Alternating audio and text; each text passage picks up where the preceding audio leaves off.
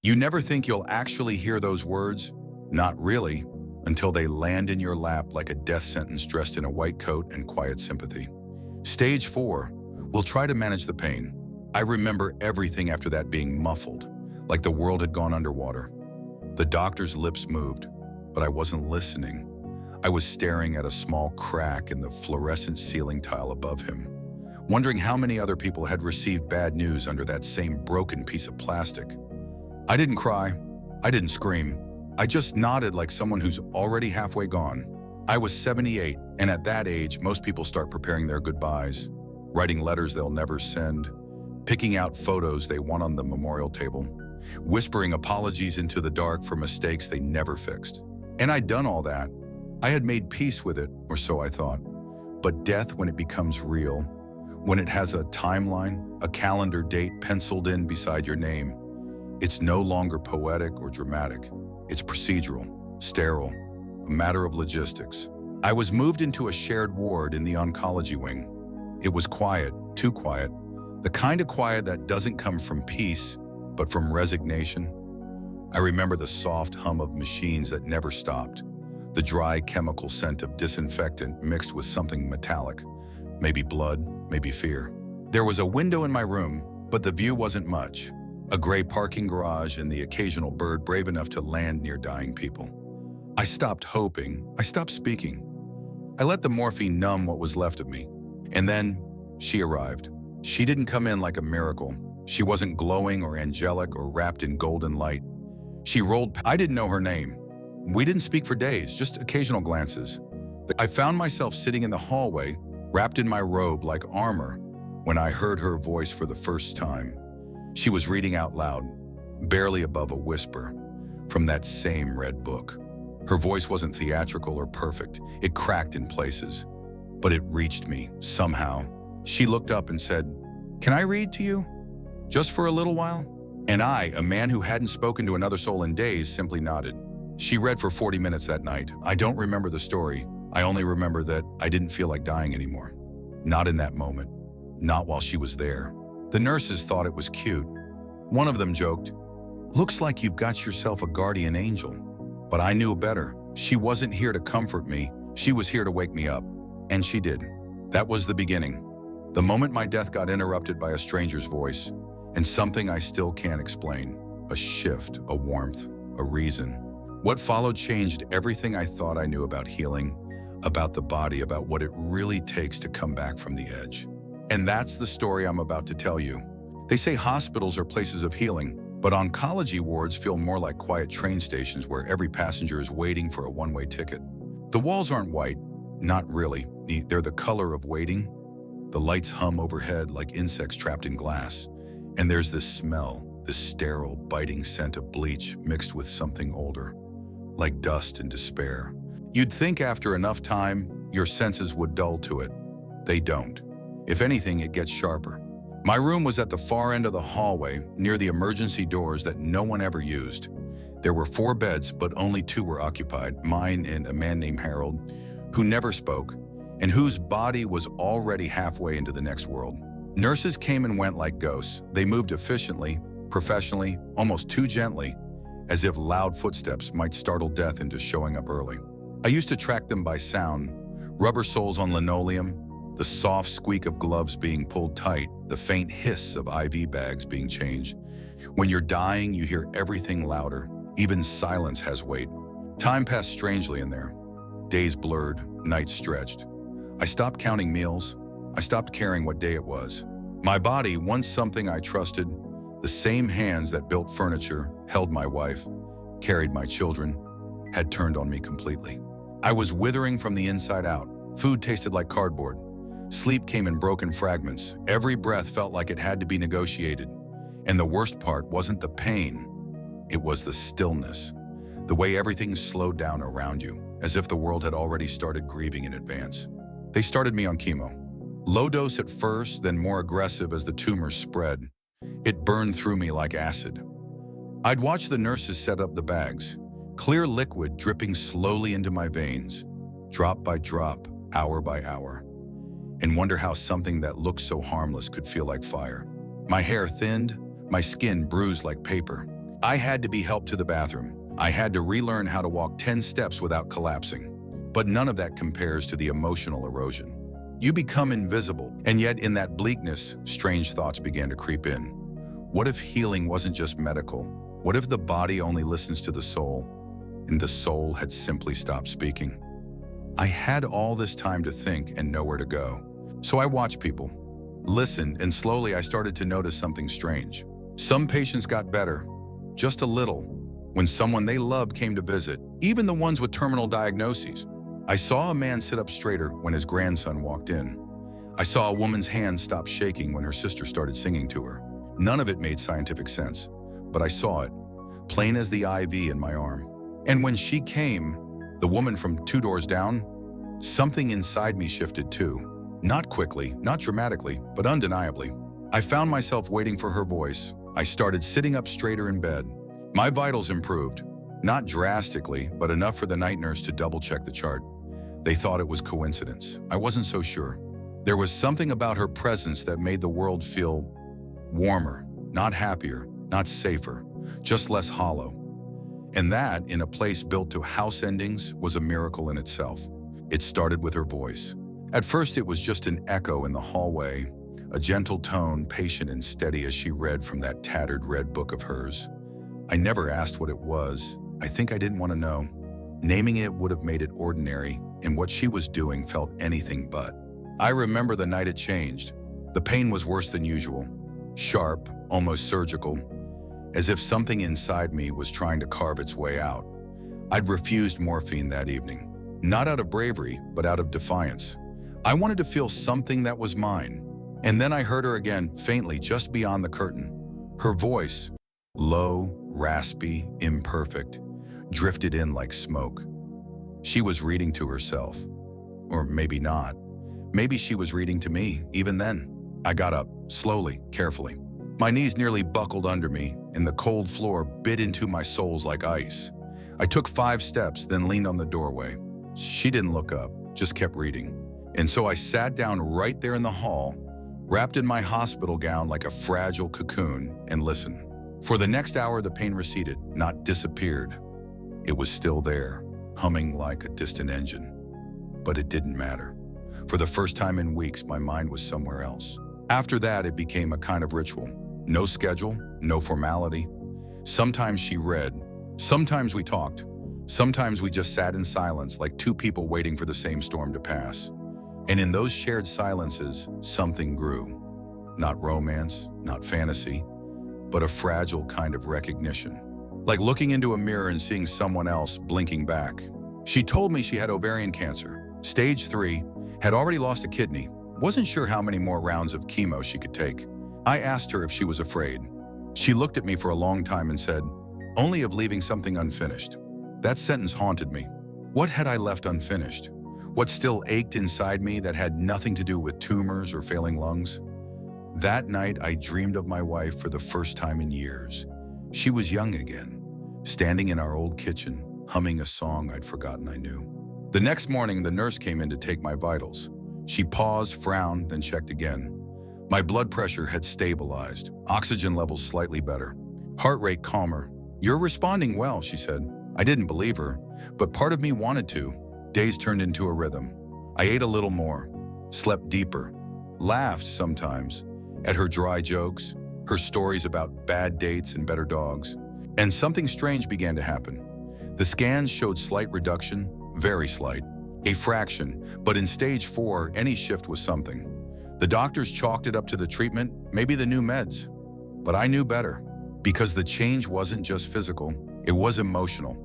I wanted to be here again, and that terrified me. You spend so much time preparing to die, it rewires you, letting yourself want things again. Food, air, laughter, the sound of another person's breath beside you. It feels dangerous, like tempting fate. Hope when you've already surrendered is like touching fire. Beautiful, but guaranteed to burn. I started having vivid dreams, intense ones. I saw her in them. Not sick, not pale, but full of light. Sometimes we were walking, sometimes dancing, sometimes just sitting on a bench as if we'd done it 1,000 times before. I didn't tell her. I couldn't. But one morning she looked at me and said, "You look like you've been somewhere." And I had. Somewhere I didn't know existed anymore. She brought in a cassette player one day. Old thing, barely worked, said music helps cells remember joy. We sat on the floor like kids, leaning against cold hospital walls and listened to Ella Fitzgerald until the nurses scolded us for skipping tests. That's when I started feeling guilt, because I knew other patients, good ones, who weren't getting better. Some even died in the rooms next to mine, quietly, alone. And here I was, waking up stronger, not cured, but better. Because of what? A woman with a voice like smoke in a secondhand poetry book? I started to ask myself questions I didn't want answers to. What if healing was never about medicine? What if the body just needed permission? What if love, not in the romantic sense, but in the raw, human, soul-recognizing soul sense, could actually command the cells to remember how to live? I wasn't ready for those answers, but I felt them forming anyway. It didn't last. For a while I believed maybe, just maybe, the worst was behind us, that we'd found some impossible rhythm, like two broken clocks ticking in perfect sync. But the body has its own schedule, and no amount of hope can stop it from ringing its final bell. It started small. She didn't show up one evening, then another. I told myself she was tired. The treatments were brutal, I knew that. But something felt wrong. Hospitals have a way of whispering things before they're said out loud. The energy shifts, the staff becomes quieter, avoids eye contact, and the air, somehow, gets colder. On the third day, I asked a nurse. She hesitated, then leaned in and said, "She's in isolation, high fever, blood counts dropped, we're monitoring." And that was all she'd tell me. That night, I sat in the hallway, in the same place where I'd first heard her voice, and stared at the floor for hours. I listened for her, hoped for a sound, a cough, even the beep of her heart monitor bleeding through the walls. Nothing. Something inside me began to unravel. I realized how much of my healing wasn't mine, how much of my will to live was tied to her laugh, her presence, her strange certainty that we weren't done yet, and I hated that. I hated how dependent I'd become on someone I barely knew. But more than that, I hated the thought of losing her. The next morning, I refused my medication, refused food, refused the quiet encouragement of nurses who thought I was just having a rough patch. No, I was crumbling, and I didn't care who saw it. You don't get to choose who saves you, but you damn sure feel it when they disappear. I thought of going home, signing the discharge papers, asking for hospice, letting it all end in a quiet room with curtains drawn. But then, something happened. I had a dream, vivid, more real than anything I'd felt awake in days. She was there, sitting at the edge of my hospital bed. Her hair was longer, skin glowing, no IVs, no machines, just her holding that red book. She didn't speak, just opened it and began to read. But the words weren't poetry. They were mine. She was reading letters I never wrote, thoughts I never spoke, things I should have said to my wife, to my children, to myself. I woke up gasping, crying. Something cracked in me that morning. Not pain, not sadness, but truth. The kind of truth that digs into your spine and demands action. I stood up, no help, no wheelchair. I walked down that hallway with bare feet and a half-dead heart. And when I reached the isolation ward, I pressed my hand to the glass. She was there, pale, sleeping, so still. But I felt her. I don't know what came over me. Maybe it was madness or desperation. But I began to speak, softly at first, then louder. I told her about my wife, about how I'd given up long before cancer showed up, how I'd been dying for years, slowly, quietly, without ever admitting it, and how she, this stranger, had shown me what it meant to live again. I don't know how long I stood there. An hour? 2? The nurses let me be. Maybe they sensed something I didn't. And then her eyes opened, just a flicker. But enough. A nurse gasped, called for the doctor. I stepped back, hands shaking. They wouldn't let me see her for another 2 days. But when they finally did, she was sitting up, smiling. She looked thinner, fragile but alive. "You talk too much," she whispered, her voice cracked from fever. And I laughed, really laughed. For the first time since I was told I was dying. When they finally discharged me, it wasn't a celebration. There were no balloons, no family waiting in the hallway with hugs and flowers. Just a folded set of clothes, a clipboard full of aftercare instructions, and the heavy silence of a life I wasn't sure how to return to. The doctors smiled. They were proud, called it unexpected remission, though no one dared say the word miracle out loud. Not in a place like that, but I saw it in their eyes, confusion, curiosity, as if they couldn't figure out how a man who had already started to fade could come back with so much color in his face. The ride home was quiet. I sat in the backseat of a transport van. It wasn't warm, it was bright, almost too bright, like being reborn into a world that no longer remembered who I used to be. My house felt alien. The furniture had dust. The air was still. Photographs stared back at me like accusations. Me and my wife, me and my kids. Me, younger, smiling, full of plans and muscles and time. I stood in the kitchen for a long time, just stood, because I didn't know what came next. What does a man do when he's already died once and then returned? I tried going back to my old habits, reading the paper, watching the news, feeding the cat. But everything felt like a costume, like I was pretending to be a version of myself that no longer existed. The truth is, part of me didn't come back. Part of me is still in that hallway, still holding on to her voice, still reaching for something I can't quite explain. I called the hospital once, asked how she was doing.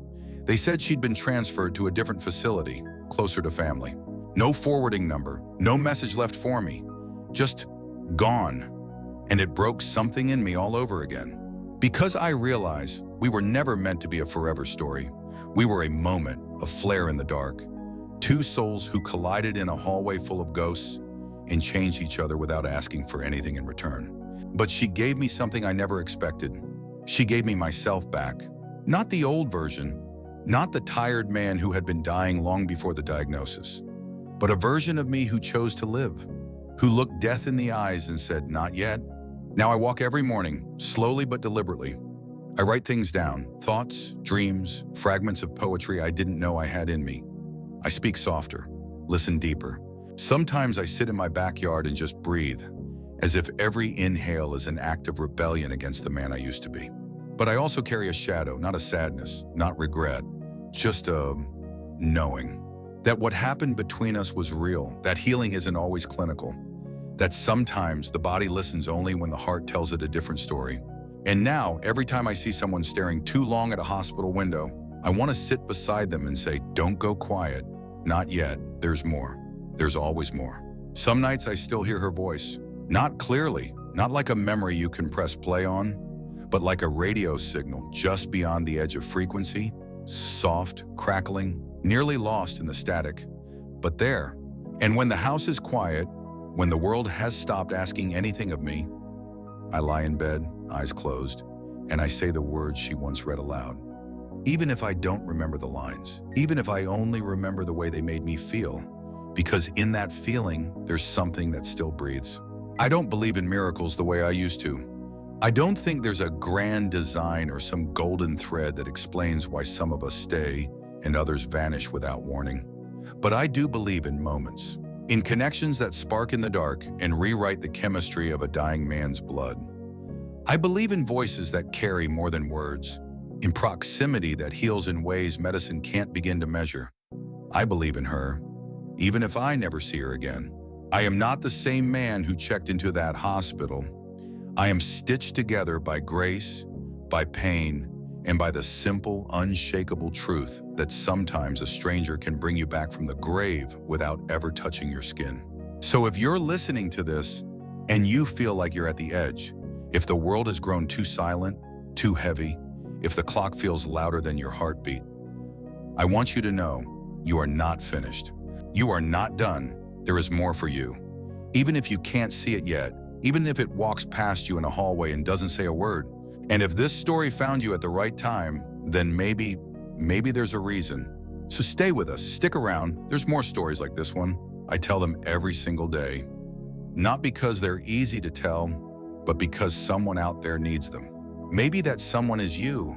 Maybe it's someone you love. So if you're still here, please hit that like, subscribe, and share this story with someone who might be forgetting that life still holds a little light, even at the edge of everything.